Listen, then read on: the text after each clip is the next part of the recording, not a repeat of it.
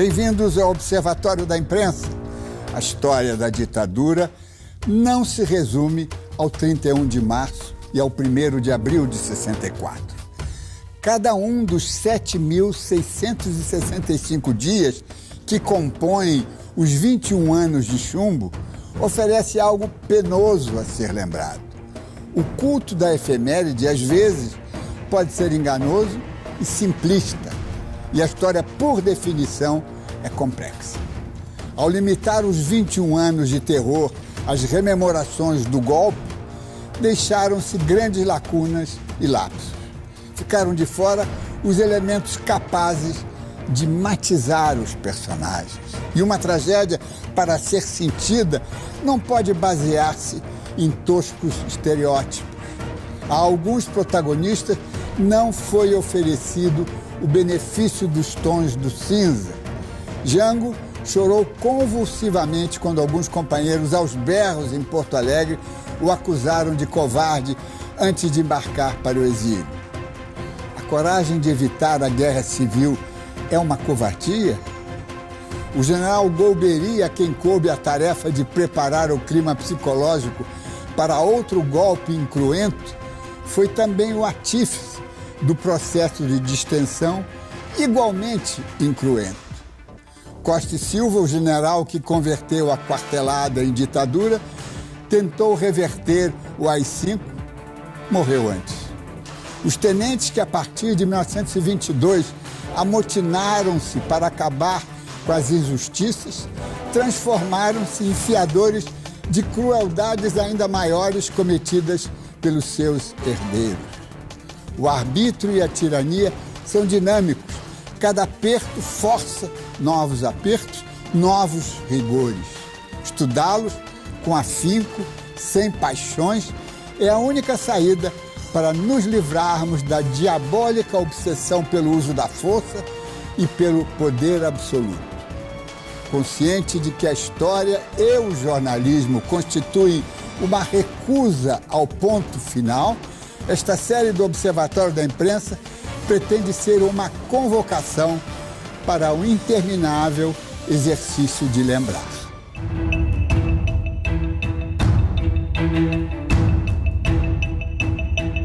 O AI-5 realmente matou esse pedaço de muita gente e muita gente mudou de ideia por causa do AI-5.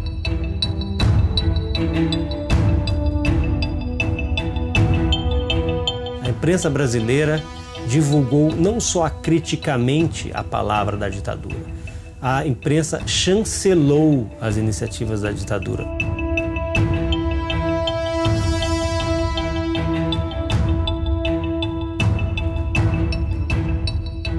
A censura se interiorizando, os jornais perceberam que, muito claramente, que aquela ditadura militar, que antes parecia apenas uma coisa que ia atingir os comunistas, acabava atingindo a todas as pessoas.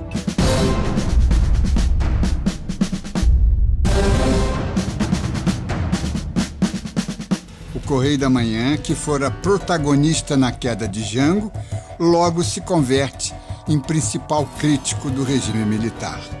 O jornal revela a série de prisões em massa comandadas pelos militares e as perseguições políticas. O Correio se torna a voz de inúmeras famílias que protestam contra detenções infundadas. Na contramão da grande imprensa, diz que o afastamento de João Goulart não justifica um regime de exceção.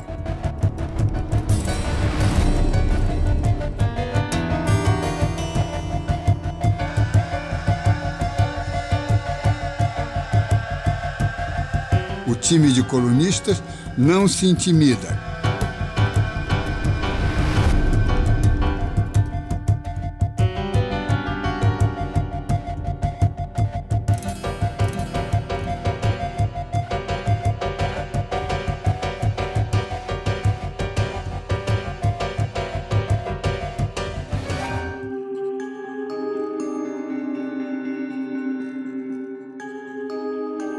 Carlos Heitor Coni, um dos mais contundentes reais.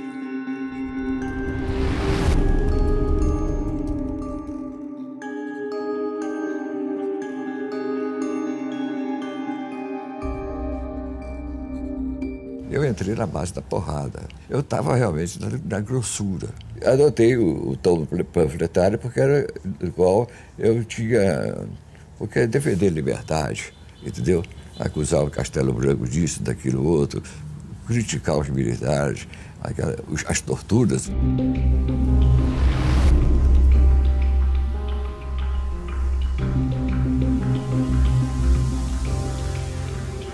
A repercussão negativa de uma das crônicas de Coni instala uma crise na redação que leva à demissão de Antônio Calado, redator-chefe do jornal. E começava assim, né? A partir do presente decreto, o Brasil, os Estados Unidos do Brasil passam a ser Brasil dos Estados Unidos. Aí foi evidente que eles cancelaram.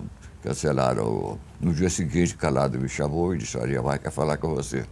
Aí eu nem disse: olha, eu dei toda a liberdade a você, mas agora não dá, você tem que mostrar teus artigos, tuas crônicas para o Calado. Eu disse: não tem problema, Calado é meu amigo. Mas quando eu saí da Ariomar, esbarrei com o Calado. O Calado me mostrou a carta dele: estou pedindo demissão. Ele disse: solidariedade a mim? Disse: não, a causa. Joel Silveira desafia o governo e publica uma série de reportagens bombásticas. A mais contundente aborda a prisão do governador do Sergipe, Seixas Dória, e é baseada nos originais do diário do político deposto. O Correio banca a publicação do diário em forma de livro. Desafiando o aviso do governador Magalhães Pinto, a direção do jornal decide lançar a obra também em Minas Gerais. A sucursal é cercada por soldados. Joel Silveira conta que a equipe saiu da redação mineira sob pesado protesto popular.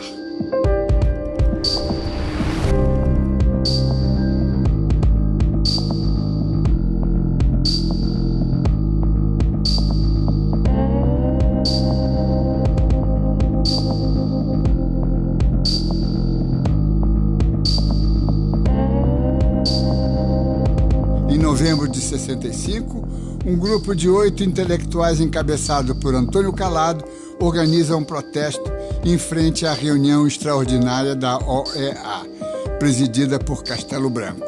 Além dos jornalistas Coni e Márcio Moreira Alves, o grupo conta com os cineastas Glauber Rocha, Joaquim Pedro de Andrade, o poeta Tiago de Mello, o teatrólogo Flávio Rangel e o embaixador Jaime de Azevedo Rodrigues. Todos foram presos. Calado ficou muito irritado, a palavra é essa, ele sempre comentava assim, com a ideia de que o Castelo Branco mandasse dizer ao OEA que o Brasil estava em plena democracia. O Castelo Branco desceu do carro dele, aí aquela porção de homens engravatados abriram faixas e começaram a gritar: abaixa a ditadura, abaixa a ditadura, vai gritando furiosos. E ninguém entendeu nada. Só que no momento que o Castelo Branco entrou na porta do hotel, a polícia chegou lá com a maior violência, torcendo o braço das pessoas, dando soco no estômago. Nós éramos um grupo chamado Os Oito do Glória. Né? Quem deu o título foi o Drummond.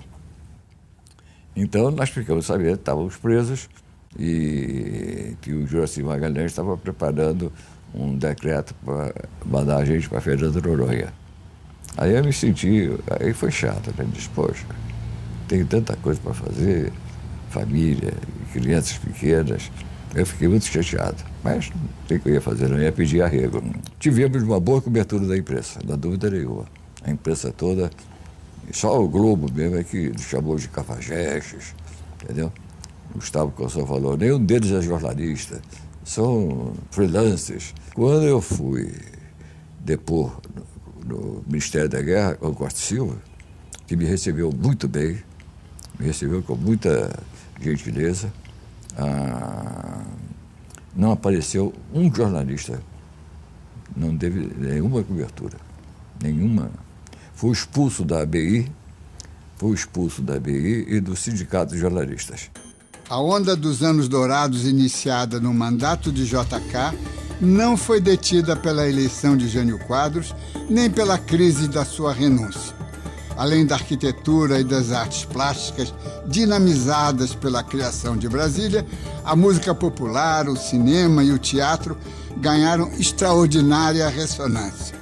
A partir da posse de Jango, a produção cultural assumiu forte entonação política que o golpe e a censura só estimularam.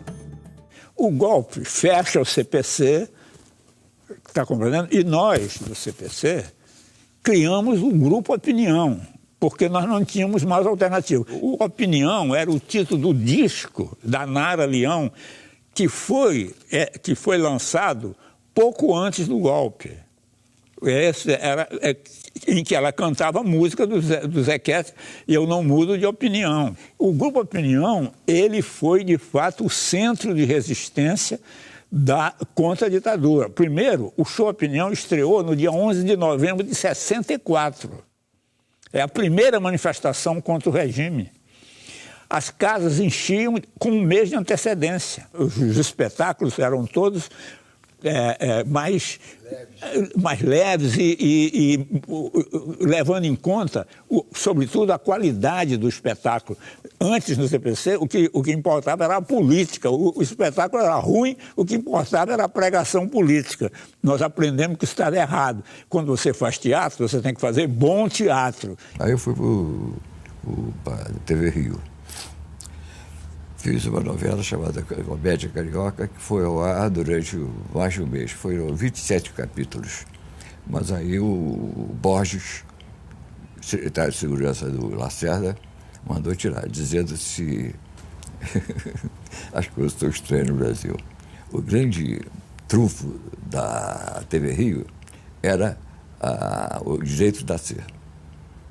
Estava estourando, bombando e tal. E o Borges mandou dizer o seguinte: olha, o direito de nascer não podia ser passado desse horário. Se vocês mantêm a novela do Boni, nós vamos suspender o direito de nascer. Aí foi o pavor, né? Não pode fazer isso. Eu também, sabendo disso, pedi demissão. Exilado primeiro no Uruguai e depois na Argentina, Jango foi esquecido pela imprensa. A revista Realidade foi exceção. Raros foram os jornais que procuraram o ex-presidente. O cientista político Muniz Bandeira foi ao seu encontro repetidas vezes. Não encontrei, assim, muita diferença, não encontrei. Ele era um homem muito reservado. Ele não se revelava muito. Ele conversava com a gente muito de cabeça baixa. Com a perna estendida e cabeça baixa. Ele não se revelava muito. Não era como Brizola. E Jango era um homem corajoso, não era covarde. Não se iludam com isso. Se ele fosse fraco, ele não teria caído. Ele teria cedido às pressões todas, inclusive do CRUA, que condicionou o apoio a que ele fechasse os sindicatos, prendesse os comunistas, admitisse. Ele disse: olha, eu não abandono meus amigos, você então que fica com os seus.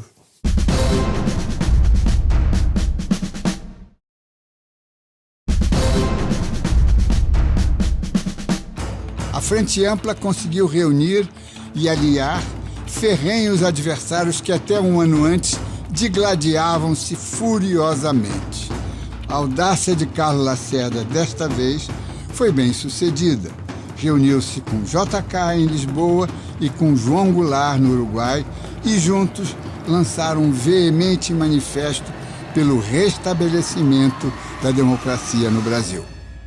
O próximo grande passo da Frente Ampla é começar a luta dentro da lei pela recuperação do direito do povo votar. Distanciado de Jango, Leonel Brizola não aderiu ao pacto que reuniu os líderes civis mais populares do país. Desprezava o Jango. Nunca teve o menor apreço pelo Jango. Ao contrário, o Jango era complacente.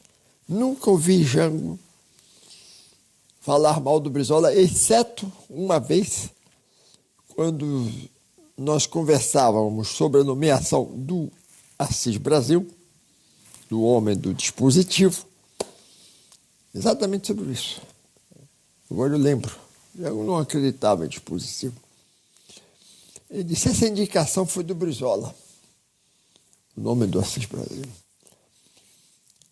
Brizola tem o dedo podre, não sabe escolher.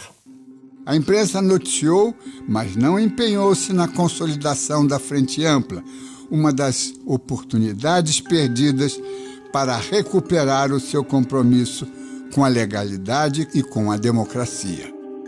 A Frente Ampla é uma expressão clara, né, de como os setores insatisfeitos com a ditadura tomaram rumos diferenciados. O Carlos Lacerda, que foi um dos grandes líderes civis no momento da instauração da ditadura, ele era candidato às eleições presidenciais de 65, ficou super insatisfeito com a prorrogação do mandato do Castelo, porque ele viu ali que o desdobramento seria sempre militar, né? O Lacerda não era de aceitar esses papéis secundários. O resultado é que ele acabou se marginalizando. E aí fez aquela frente altamente improvável com o Juscelino Kubitschek e com o João Goulart. O governo, quando teve um pretexto para fechar a Frente Ampla, fechou. E não só a Frente Ampla, fechou o regime. Porque aquilo assustou. A Frente Ampla foi um sinal vermelho. Porque se realmente a Frente Ampla prosperasse, juntasse a centro, esquerda e direita, com 3 representantes importantes, 2 deles já ex-presidentes, o Jango e o poder de fogo do Lacerda. O poder de fogo do Lacerda, não é?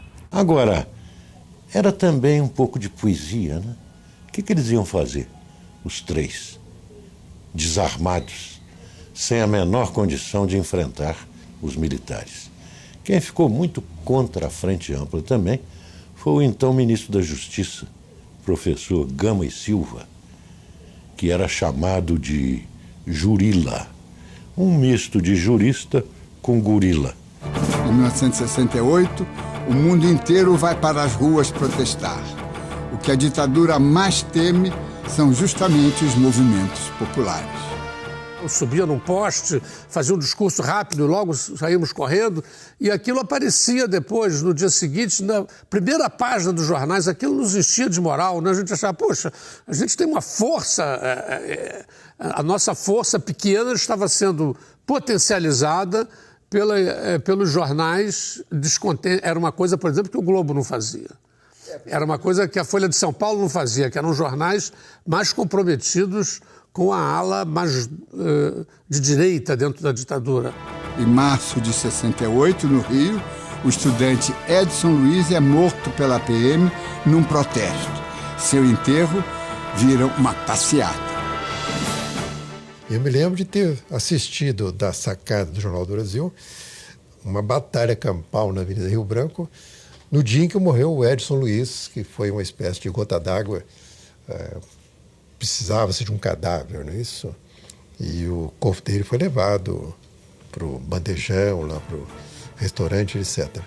Em junho, com o apoio de intelectuais e artistas, os estudantes organizam a maior manifestação contra o regime militar, a famosa passeata dos 100 mil. Eu vivi esse momento histórico ali na pele, né, no corpo. Eu trabalhava na pesquisa do JB em 68, o Gabeira era o chefe da pesquisa, e eu descia do ônibus ali em frente, na Rio Branco, ou na Getúlio Vargas, e descia em pleno campo de batalha. Cavalos, cavaleiros, bomba de gás lacrimogênea, às vezes era difícil chegar ao jornal. Eu vi Vladimir Palmeira fazendo discurso, né? Fazia esse discurso de gravata. As pessoas iam para os comícios como se fosse uma cerimônia muito séria. Vi o Vladimir falando ali em frente ao Jornal do Brasil.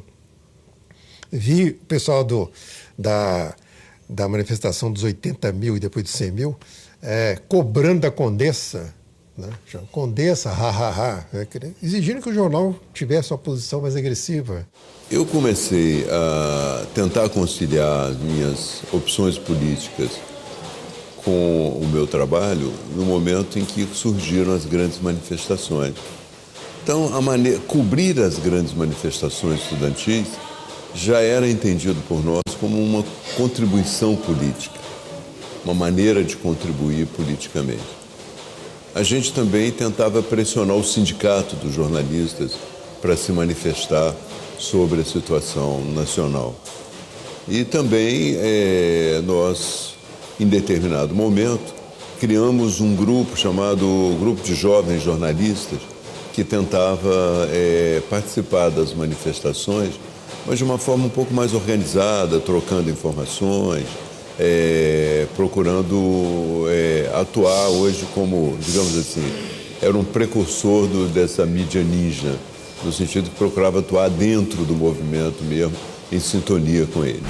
Em São Paulo, em outubro, a direita estudantil ajuda as forças da repressão a conter a maré contra o regime. Morre outro estudante.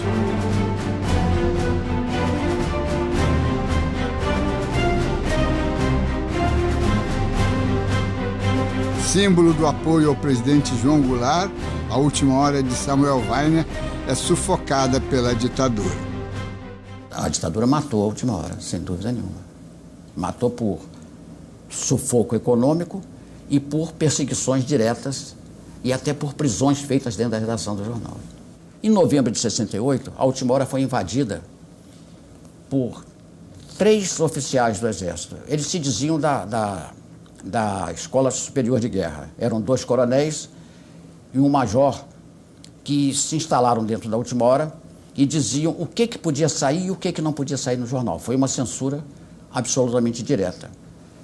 Passado, essa censura permaneceu e foi sendo afrouxada na medida que o jornal foi ficando, vamos dizer, obediente, porque se não obedecesse, as pessoas eram presas. No próprio dia 13 de dezembro de 68, antes da promulgação do AI-5, o Estado de São Paulo publicou um fortíssimo protesto. Foi o último editorial escrito por Júlio de Mesquita Filho, falecido no ano seguinte. E o Júlio Mesquita Filho publicou um editorial intitulado Instituições em Frangalhos, e que falava que o governo tinha perdido o controle da situação. E atacava nisso aí, criticava nominalmente o presidente, então, Costa Silva, o general Costa Silva. Nesse dia, o jornal já foi apreendido de manhã, dia 13 de manhã. E aí, o Júlio Mesquita Filho, com mais alguém e tal, ele foi ao Palácio dos Bandeirantes e falou com o governador, que era Abreu Sodré, que não aceitava aquele proteção contra aquela apreensão do jornal e disse que o jornal não aceitaria censura. Se quisesse censurar, que pusesse censura aí dentro. O pretexto para o endurecimento do regime foi quase uma brincadeira. Um discurso irônico do jornalista e agora deputado federal pela oposição, Márcio Moreira Alves, dirigido às jovens brasileiras para não namorarem militares. Brios feridos, as Forças Armadas pressionam o Congresso pela punição do deputado. Não conseguem. No dia seguinte, Costa e Silva sente-se livre para atender à linha dura e decretar o famigerado AI-5. Nos termos do artigo 2º e seus parágrafos do Ato Institucional número 5, de 13 de dezembro de 1968, fica decretado o recesso do Congresso Nacional a partir desta data. A quinta brutalidade disfarçada em legalidade, golpe dentro do golpe, o capítulo mais sangrento da tragédia. Em plena era da TV, o AI-5 chega pelas ondas do rádio. A Voz do Brasil traz a promulgação do ato com tenebroso teor.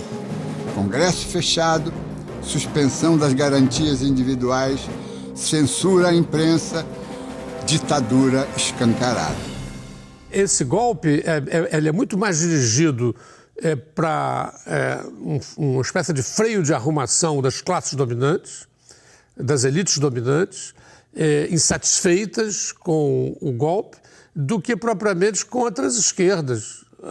Embora o pretexto tenha sido conter o movimento estudantil radical e conter a insubordinação do Congresso, satisfazer a demanda pela honra das Forças Armadas, processar o Márcio Moreira Alves, tudo isso, a meu ver, é pretexto. O essencial era garantir instrumentos de poder de exceção ao governo para executar os seus planos. Íamos fazer um Brasil grande E as manifestações que ocorreram contra essa política do Estado, elas serviram de pretexto para dizer, viu como a gente não pode ter liberdade, as pessoas vão para a rua, fazem bagunça. Isso é muito interessante, né? A gente vê como esses militares e muitos civis também, eles entendiam as manifestações públicas como baderna, como bagunça, como desordem.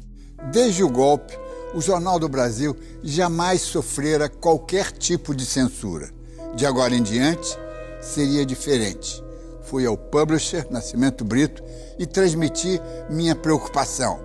A partir de amanhã, o leitor não deve confiar no jornal. Precisamos avisá-lo de que estamos censurados, sem que os censores o percebam. Brito olhou-me meio assustado, mas acabou autorizando. Advertiu: não quero bagunça, você controla a operação. 5 jovens oficiais do Exército, fardados, mas sem armas, estavam na minha sala. Logo ficou claro que nada entendiam sobre o funcionamento de um jornal. Foi fácil ludibriá-los.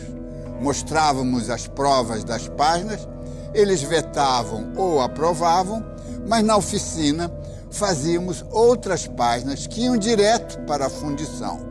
No dia seguinte, a trupe de censores chegou furiosa. O chefe da véspera foi grosseiro, quase nos atracamos, mas um tenente-coronel interveio pedindo calma. Eles aprenderam depressa.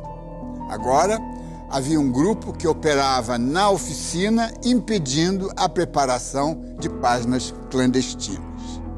A irritação dos censores tinha fundamento. Da previsão do tempo aos classificados e às páginas de esporte, tudo tinha um duplo sentido, tudo era metafórico, crítico, provocador. Chegou uma equipe de censores e o jornal então foi censurado. Conseguiram burlar a vigilância policial na manhã seguinte, porque saíram com o jornal por outra porta, que não é lá nas oficinas, ficava no centro da cidade. Então o jornal chegou ainda a algumas centenas de bancas. Chegaram à redação policiais e prenderam o Oswaldo Peralva, que era o chefe da redação. Entendeu? E a partir daí, o jornal começou a sofrer uma série de outras intervenções. Entendeu? O jornal teve a sucursal que ficava ali na esquina da Rio Branco, de frente à Caixa Econômica, na esquina de Almirante Barroso. Teve a sede ali, sofreu um atentado, a sede foi toda destruída, a bomba. Nesse período do AI-5 ele ficou uma semana fechado, eles fecharam o jornal uma semana. Quando eu cheguei em casa, tinha uma Kombi, saiu de lá o major armado e disse: o general quer falar com você. Eu falei: mas quer falar comigo o quê? Eu não conheço, ele também não me conhece. Não, é bom que o senhor não crie maior problema. Vamos lá. Eu perguntei: eu estou vendo que estou sendo preso. Né? Ele aí falou assim: não se considere preso. É só um convite amistoso. Quando eu entrei na Kombi, botaram um capuz em mim, para que eu não soubesse onde estavam me levando. Um capuz já usado, para todo o suor de outras pessoas tivesse usado. Eu não tinha furo nem nada. Eu era chefe de redação de Realidade no dia 13 de dezembro de 1968, sexta-feira. Dia 13, sexta-feira, saiu o AI-5 e também a Realidade saiu nas bancas com o seu número de dezembro e a cara de Luiz Carlos Prestes, olha bem, na capa, que tinha dado uma entrevista exclusiva para nós no exílio. Ele estava em Moscou e o chefe de redação do jornal, o diretor da revista, tinha ido a Moscou entrevistar. Olha, segunda-feira de manhã, eles chegaram na Abril para me prender, achando que era eu que tinha ido a Moscou fazer revista. Aliás, Ele nem acha que diz na reportagem que ela tinha sido bom. Na mesma hora, isso já no AI-5, primeiro dia depois do AI-5, eu saí pelos fundos, já comecei, outra vez não, né? E saí pela freguesia do Ó e desapareci. Pela primeira vez, a nossa geração experimentou a violência da censura prévia. 3 semanas depois, veio coisa ainda pior. O JB negociara com o comando militar a saída dos censores da redação. E para evitar que eu tentasse inventar nova resistência, fui preso pela segunda vez. Quando me libertaram, fui para o jornal e logo informado de que não haveria mais militares na redação. Foram substituídos por um fantasma humilhante que nos convertia em censores de nós mesmos. Autocensura. Belo negócio armou a direção da SA Jornal do Brasil para fingir que enfrentava a ditadura. Os jornais que antes tinham apoiado o regime militar e que depois, quando se viram o seu poder e a sua autoridade para eles contestada com os militares na redação, eles vão mudar. Um deles, Roberto Marinho, que não podia suportar um militar dando ordens na sua redação. E ele vai permitir não só a permanência de jornalistas comunistas, como de pessoas que depois foram para a guerrilha. Ele dizia, nos meus comunistas ninguém bota a mão. Ele dizia isso, né? Que opções havia para um jornalista que ia trabalhar e via lá no quadro de avisos que naquele dia as proibições determinadas eram essa, essa e essa. Ele deveria tentar publicar uma matéria. Depois do AI-5, a censura política que havia moderadamente no período anterior, ela ficou muito forte, como é famoso, inclusive, os bilhetinhos, as proibições determinadas, os telefonemas para as redações. Eu me lembro de um, que era um coronel, que veio e no começo ele ficava muito constrangido. Na hora que ele tinha alguma coisa para cortar, ele dizia, ele mostrava a matéria, né, para mim, e dizia, olha, esse trecho aqui não pode sair para cortar. Daí eu dizia para ele, tá bom, então o senhor corta. Aí ele falou, mas não precisa eu cortar, você tira, você mesmo, com a sua mão. Eu falei, mas, coronel, não posso, né, não estou autorizado a fazer. E sacanagem, né? Não estou autorizado a fazer isso. Aí o senhor vai pegar e fazer, né? Quer dizer, porque depois vão descobrir que fui eu que fiz esse risco. E como é que eu vou provar que foi o senhor que mandou?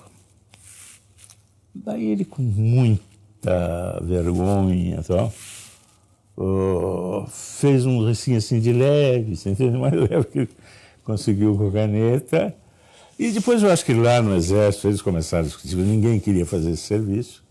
Acabou passando para a Polícia Federal. Eu acredito que mesmo se essa imprensa liberal tivesse tomado posições mais consequentes, isso pouco adiantaria na época, porque já tínhamos ali uma outra dinâmica instaurada e não podemos esquecer que mesmo nesses jornais liberais havia gente que criticava a ditadura e que fazia o possível dentro ali dos limites para passar críticas, mas havia muita gente também que colaborava com a ditadura. Você já imaginando que você vai ser cortado, você já começa a não fazer certas matérias, certo, né?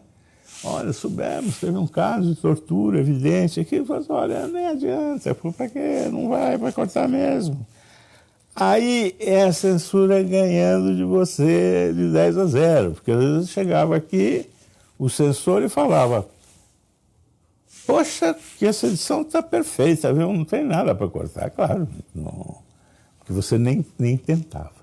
A censura pode ser uma coisa até estimulante. Você debita ao sistema, debita ao outro, o não publicar certas coisas, né? Você tem um superego controlando o seu universo. E, nesse sentido, construiu-se um sistema um pouco complexo. Eu acho que a literatura, nesse sentido, passou a recolher uma série de coisas que não poderiam ser postas no jornal diretamente. Tanto no romance quanto na poesia. A literatura usava da metáfora, usava de certos disfarces, esperando dias melhores.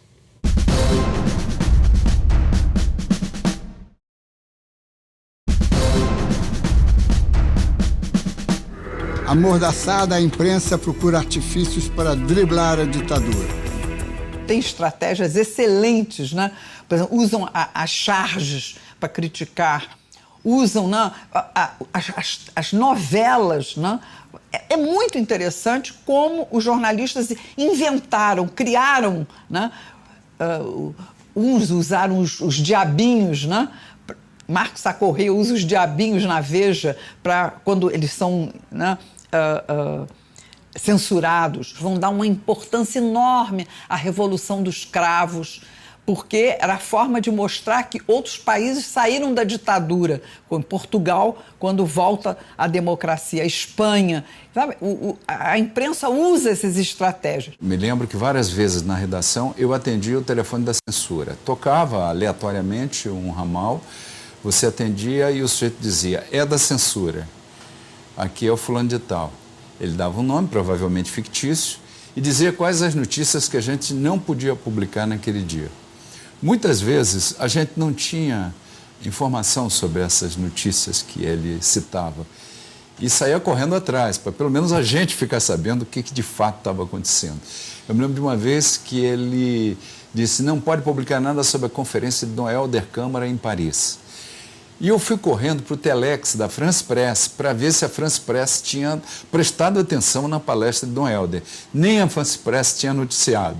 E a censura estava preocupada em que não saísse. Não tem uma coisa heróica na censura. Não tem a luta da resistência contra a censura. É uma operação burocrática, formal e da qual você não pode fugir. Ela é um ato administrativo, ela não é uma causa. Primeiro vieram oficiais do Exército e depois, finalmente, um delegado da Polícia Federal. E ele vinha nos sábados de manhã, ele tinha uma sala e chegava lá, ele tinha uma pilha de matérias, ele ia lendo, e dizia, isso aqui corta. Isso aqui pode, isso aqui pode, isso aqui pode, isso aqui corta. E acabou. Os censores deixam a redação do Estado de São Paulo, mas o controle continua. Por telefone, por bilhetes, né? E o jornal não aceitava. O jornal não aceitava a autocensura. Ele fazia, punha na página o que devia sair. Mas não se deixava, a polícia não deixava o governo que saísse página em branco. Então o jornal tinha que tirava aquele material censurado e punha no lugar alguma outra coisa. No início botou despachos jurídicos, despachos judiciais do fórum, né? Coisa que ninguém entende e tal, punha lá. Um dia uma redatora falou aqui com o editor-chefe, com Oliveiras Ferreira, vocês estão substituindo, mas o leitor não está entendendo que isso é censura. E não estava mesmo. O jornal muda a estratégia para deixar a censura ainda mais evidente nas páginas da publicação. Aí o Júlio Mesquita Neto determinou que se publicassem, então, poemas. E o jornal começou a publicar, então, poemas. O primeiro foi Ijuca Pirama, aquela do Gonçalves Dias, do índio que se revolta e tal. Até que se fixou no Camões. E mais do que isso, o Júlio Mesquita Neto falou, vamos repetir sempre, para o leitor notar que é uma coisa assim. Então repetia sempre, todo dia era o Camões.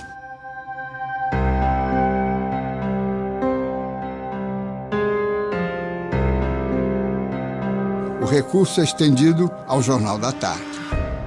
Enquanto isso, o Jornal da Tarde, que já existia e era dirigido pelo Rui Mesquita, publicava receitas de bolos e doces, nesse espaço que não podia deixar em branco.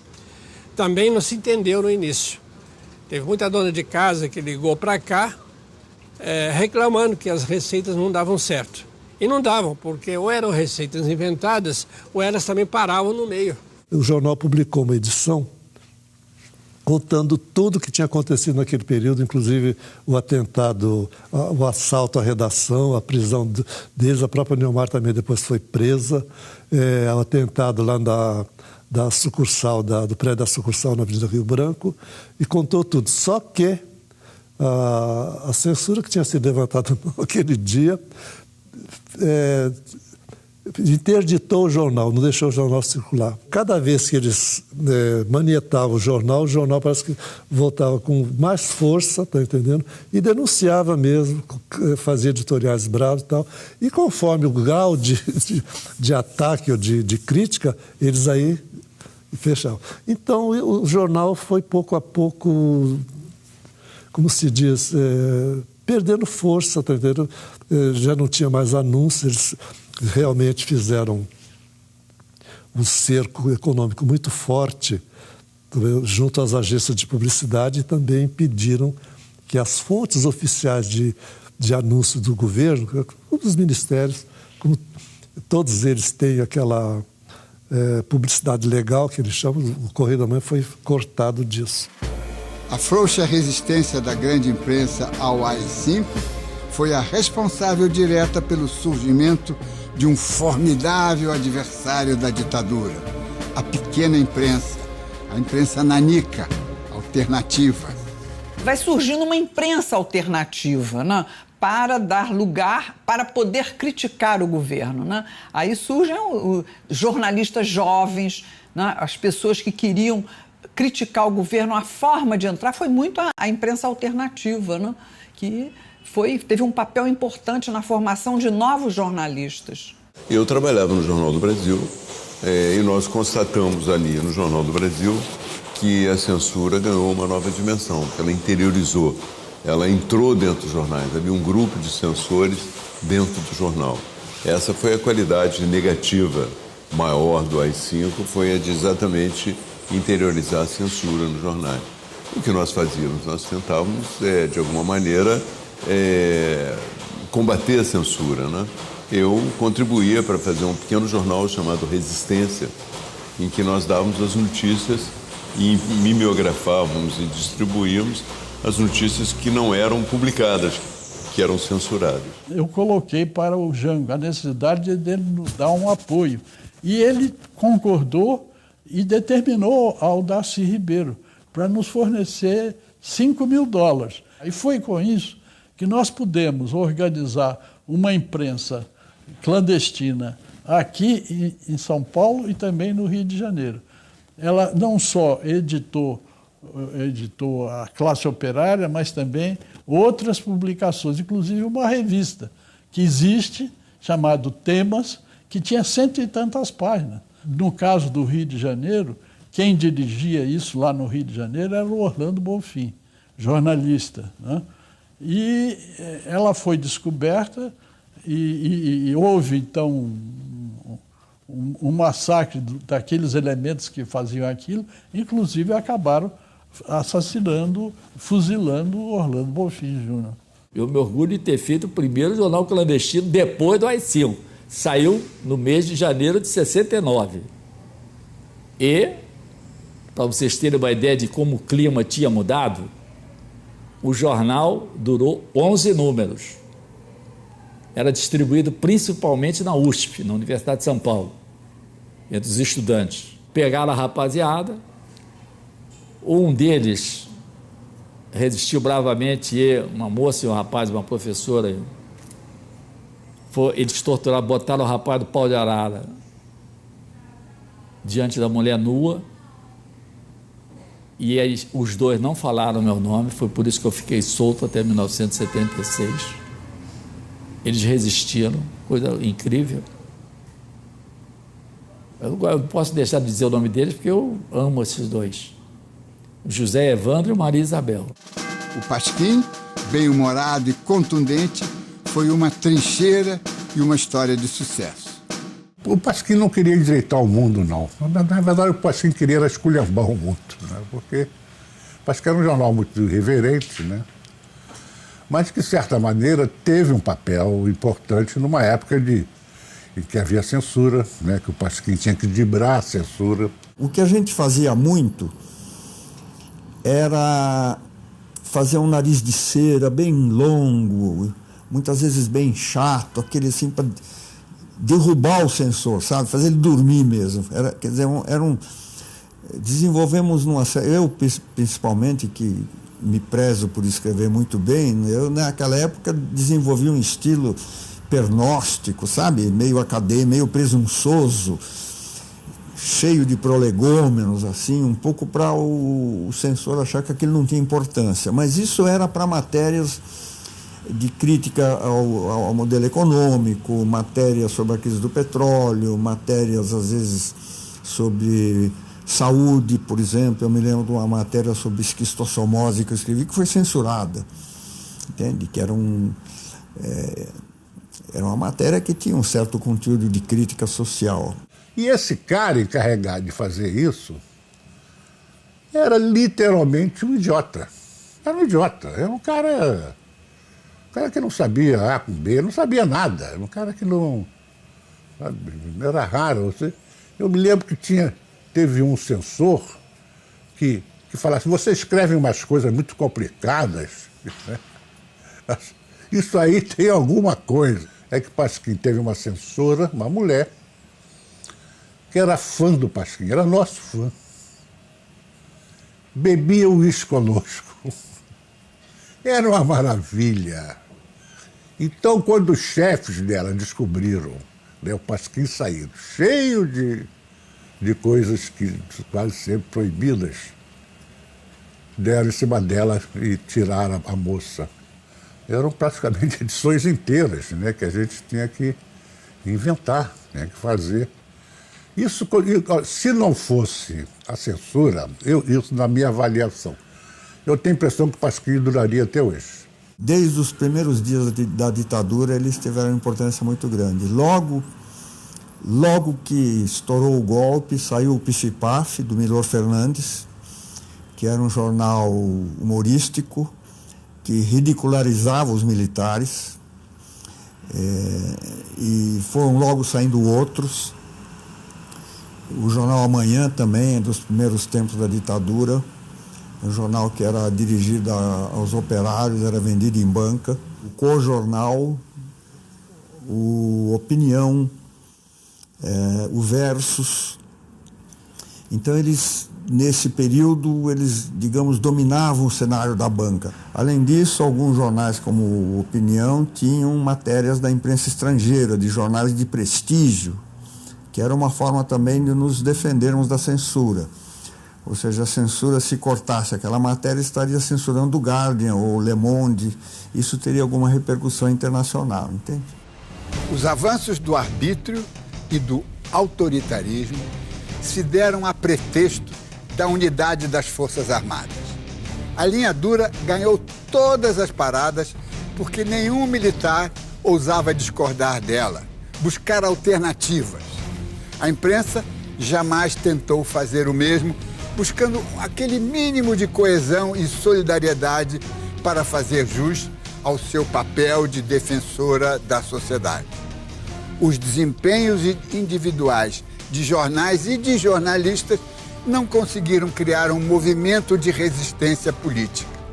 E os políticos que não se exilaram, não foram caçados e heroicamente tentaram manter uma oposição democrática, não contavam com o suporte efetivo dos meios de comunicação. De 64 a 68, de 68 a 73, a ditadura só recuou quando apareceram os indícios de que não poderia mais manter-se. E também este recuo foi uma decisão militar. A abertura levou 11 anos para completar-se. Foi mais sangrenta do que os 9 da construção do terror. No próximo episódio, o chumbo fica mais quente quando a imprensa está fria.